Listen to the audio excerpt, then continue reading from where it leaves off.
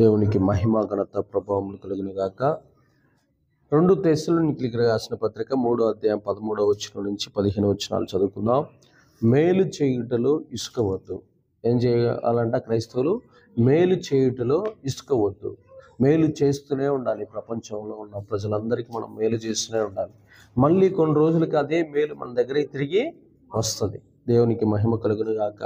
అది దాన్ని ఏమంటారంటే తొలకరి వర్షము కడవరి వర్షము వలె, తొలకరి వర్షములాగా నువ్వు మేలు చేస్తే కడవరి వర్షంలాగా పంట రూపంలో మళ్ళీ నీ దగ్గరికి ఆశీర్వాదం తిరిగి వస్తుంది. చూడండి, 2 తెస్సలోనికీయులకు రాసిన పత్రిక 3వ అధ్యాయం 13వ వచనం. సహోదరులారా, మీరైతే మేలు చేయుటలో ఇసుకవద్దు. ఈ పత్రిక మూలంగా మేము చెప్పిన మాటకి ఎవడైనా లోబడని ఎడల అతనిని కనిపెట్టి అతడు సిగ్గుపడు నిమిత్తము అతనితో సాంగత్యము చేయకుడి. అయినను అతనిని శత్రువుగా భావింపక సహోదరునిగా భావించి బుద్ధి చెప్పుడి. ఆమేన్. సహోదరులారా, మీరైతే మేలు చేయుటలో విసుకవద్దు. ఏం చేయాలంట? మేలు చేయుటలో విసుకవద్దు. మేలు చేస్తూనే ఉండాలి. ఈ పత్రిక మూలంగా మేము చెప్పిన మాటకి ఎవడైనను లోబడని ఎడల అతనిని కనిపెట్టి అతడు సిగ్గుపడు నిమిత్తము అతనితో సాంగత్యము చేయకుడి.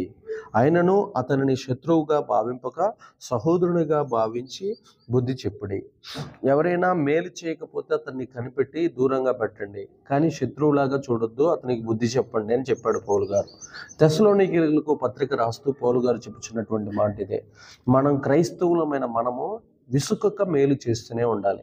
విసుకక ప్రార్థన చేస్తూనే ఉండాలి. విసుకక ఇతరులకు ఆతిథ్యం ఇస్తూనే ఉండాలి. విసుకక ఇతరులకి ఏం చేస్తూ ఉండాలంట? సహాయాలు చేస్తూనే ఉండాలి. మనం ఎప్పుడైతే మేలు చేస్తూ ఉంటామో, క్రైస్తవులకి పౌలు గారు చెప్పుచున్నటువంటి మాట, తెస్సలోనికీయులకి పత్రిక రాస్తూ తెలియజేస్తున్నటువంటి మర్మం ఇదే. మేలు చేయటానికి విసుకవద్దు.